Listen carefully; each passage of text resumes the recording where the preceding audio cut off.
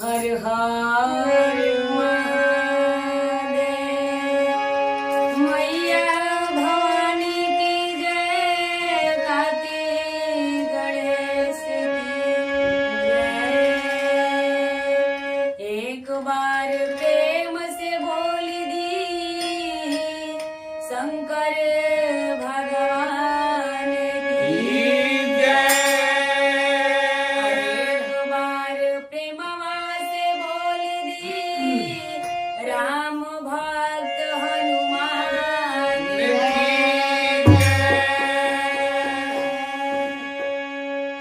हर हर महादेव, हर हर महादेव। बोली पवन सुत हनुमान की, बोली गिर बजरंगी हनुमान की। आई गुरु बहना बहुत सुंदर भगवान हनुमान जी के भजन लेके आए बनी, जवन की श्री राम जी के सेवक हैं। कैसे कहे के बयाई, जब जब यहाँ के उड़ान भरल बा तब तक यह गीत में लिखल बा। कैसे कैसे भइल बा कैसे। अरे गगन उड़े हनुमान, गगन उड़े हनुमान, बोलो राम सिया राम। गगन उड़े हनुमान, बोलो राम सिया राम।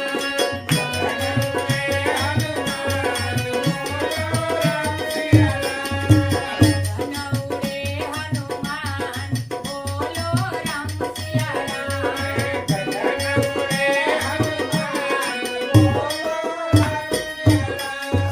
पहली बार उड़े बचपन में, पहली बार उड़े बचपन में। संकट आन पड़ी त्रिभुवन में, रवि हुए हैरान, बोलो राम सिया